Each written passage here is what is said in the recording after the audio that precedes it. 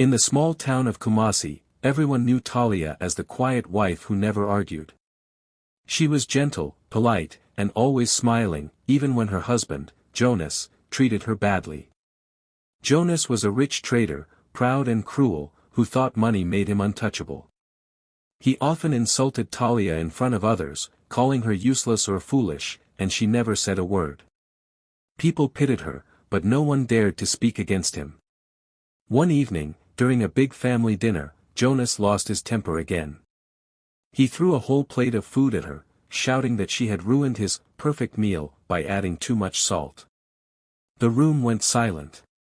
The guests looked away, shocked. Talia stood still, her face pale, her eyes glistening with tears. She didn't argue, didn't cry out, she just wiped her face quietly and walked out of the room. Everyone thought she was too weak to fight back, too scared to ever leave. But that night, something inside her changed. Her silence wasn't weakness anymore, it was the sound of her strength taking shape. No one in that house knew that this calm, quiet woman had been planning her freedom for a long time. What happened next would not only destroy Jonas's pride but also turn Talia into the strongest woman the town had ever seen. That night's salt-stained dinner would soon become the start of her rise, and his fall. The next morning, Jonas woke up expecting to see Talia making breakfast, as she did every day. But the house was silent. Her side of the bed was empty, her clothes were gone, and on the dining table lay a simple note that read, "Thank you for teaching me how to survive." At first, Jonas laughed. He thought she had run away in anger and would come crawling back. But when he went to his study to check his business files, something felt wrong. The safe was open, the keys to his business accounts were missing, and every important document had disappeared. Panic set in. For years, Jonas had trusted Talia to manage his finances. He never cared much about the numbers, he thought she was too simple to understand real business. Just a housewife, he'd often sneer. He didn't know that the same woman he mocked had been quietly planning her freedom for months, studying the laws, moving the money, and making sure every signature, every paper, was in her name, legally and clean. Jonas rushed to the bank, sweating and shouting for answers. The manager, calm and polite, handed him a stack of papers. "Mr. Jonas," he said, "all your accounts, properties, and shares were transferred months ago, with your authorization." Jonas grabbed the papers, his hands trembling as he saw his own signature on every page. His stomach dropped. The man who thought he controlled everything had been outsmarted by the woman he once called weak. He stormed out of the bank, his pride shattered, his empire slipping through his fingers. For the first time, the mighty Jonas felt small and powerless. He finally realized that the quiet woman he'd humiliated had been watching, waiting, and building her escape right in front of him. The same hands that once cooked his meals had now taken away everything he owned. And for Talia, this was only the beginning. By the next day, the whole town was buzzing. Everyone was talking about Jonas and the wife who had finally left him. But the worst was yet to come. One of the guests from that painful dinner had secretly recorded the moment when Jonas threw a plate of food at Talia. The video was posted online, and within hours, it spread like wildfire. People watched in shock as Jonas shouted, insulted, and humiliated his wife over a simple meal. The internet gave him a new name, the Salt Monster. The title stuck like glue. Within days, his reputation was in ruins. Jonas tried to act like it didn't matter, but the damage was already done. His phone wouldn't stop ringing, except it wasn't customers or friends, it was business partners cutting ties. "We can't work with someone like you," they said. Sponsors pulled out, deals collapsed, and investors demanded their money back. His restaurant empire, once filled with laughter and success, now stood empty. Employees quit. Customers boycotted his brand. Reporters camped outside his gate, shouting questions about the video. The man who once ruled with pride was now hiding in shame. Meanwhile, Talia stayed silent. She didn't give interviews, she didn't post online, she just watched as karma did its work. But she wasn't finished. While Jonas was busy trying to save his image, she was preparing her final move, one that would change not just her story but the stories of many other women like her. Late one evening, a rumor began to spread that Talia had been seen entering a news station. People wondered what she was planning. Some thought she would expose more secrets, others believed she would finally speak her truth. No one knew that Talia was about to turn her pain into power and her humiliation into something much greater, justice. And this time, the whole world would be watching. A week later, the entire country sat in front of their screens, waiting for the woman everyone was talking about. When Talia appeared on national television, she looked completely different from the quiet wife people once pitied. She stood tall, dressed in a simple white outfit, calm and confident. Her voice was steady, her eyes bright with purpose. There was no anger, no bitterness, only strength. The host welcomed her and asked where she had been. Talia smiled softly and said, "I've been building something new." The studio went silent as she began to speak. Talia announced the launch of the SALT Foundation, a new organization that would help women facing domestic abuse find safety, education, and independence. The entire country was stunned. She explained that the funds came from Jonas's frozen accounts, the same money he once used to control her. This time, she said, his wealth will do something good. The audience clapped, but what came next silenced everyone for a moment before the whole room erupted in cheers. "He threw salt at me for ruining his meal," Talia said, her voice steady but full of emotion. "I'll use that same salt to season women's freedom." That one line hit like a storm. It was simple, powerful, unforgettable. Within hours, clips of her speech flooded the internet. People repeated her words, painted them on signs, turned them into hashtags. Hashtag Salt for Freedom began trending worldwide. Women shared their stories online, saying Talia had given them the courage to speak out. Even men praised her strength and honesty. News channels replayed her interview over and over. Magazines called her the woman who turned salt into strength. Her calm face became a symbol of hope.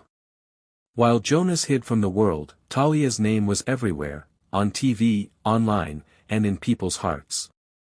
In one moment, she turned pain into purpose and made her story a voice for thousands. It wasn't just a victory, it was a revolution. One afternoon, the front doors of the SALT Foundation opened, and there he was, Jonas. The man who once walked with pride now looked like a shadow of himself. His expensive clothes were gone, replaced with worn-out ones. His hair was messy, his face tired. The staff at the foundation froze in shock as he walked in. Cameras from nearby reporters followed him inside, everyone wanted to see what would happen when Jonas faced the woman he had once destroyed. He stepped into the office and saw Talia sitting at her desk, surrounded by flowers and pictures of smiling women helped by her foundation. She looked peaceful, radiant, and untouchable. Jonas's voice cracked as he said her name, "Talia, please." Then, before anyone could stop him, he fell to his knees right in front of her. "I'm sorry," he cried. "I've lost everything. Please forgive me." The cameras clicked. The world watched. The same man who once threw food at his wife now knelt before her, broken and ashamed. Talia looked at him quietly for a long moment. She didn't speak right away. There was no anger in her eyes, no hate, just calmness. Finally, she stood up, walked over to him, and said softly, "You taught me pain, Jonas. But I turned it into power." Her voice was steady, every word cutting through the silence. "You wanted me to stay small. You tried to silence me. But now," she looked directly into the cameras, "the world knows my name." Jonas broke down completely, covering his face in his hands as the cameras captured every second. It was a moment no one would ever forget. People watching from home cheered, cried, and shared the video everywhere. In just a few hours, it became the most viewed clip online. Talia didn't stay to watch him cry. She turned and walked away, her head held high, her team following behind her. That day, she didn't just get justice, she showed the world what true strength looks like. Forgiveness wasn't weakness, it was her victory. Jonas tried to rise again. He thought he could rebuild everything he had lost, just like before. He called his old business partners, but no one answered. He sent emails, made visits, and begged for meetings, but every door closed on him. People who once fought for his attention now refused to even look at him. His name had become poison in the business world. Every time he tried to start something new, people whispered, "That's the salt monster." Investors turned away, customers stayed far, and employees quit the moment they realized who he was. The same man who once ruled with arrogance was now begging for a chance to survive. Meanwhile, Talia's name shone everywhere. Magazines called her a hero. Schools invited her to speak. The same community that once ignored her pain now celebrated her strength. People who had laughed at her silence now applauded her courage. Her foundation kept growing, helping more and more women every day. Everywhere she went, people stood up to honor her. She had become a voice for those who couldn't speak, and her story had changed lives across the country. Then came the moment that made everyone gasp. The SALT Foundation announced a new project, a safe home for women escaping abuse. But what caught everyone's attention was the location. It was the same restaurant where Jonas had once thrown a plate of food at her. The same walls that had echoed with her humiliation would now echo with hope. When Talia visited the place for the first time after buying it, she stood in the middle of the dining hall and smiled. The old tables were gone, replaced with warm lights, soft beds, and colorful murals painted by survivors. "This is what healing looks like," she said quietly. The cameras captured her standing tall in the place that once broke her. The message was clear: Talia didn't just take back her power. She turned her pain into purpose, and she did it with grace. The sun was shining brightly on the morning of the grand opening. The once famous restaurant, now reborn as a shelter for women, looked nothing like before.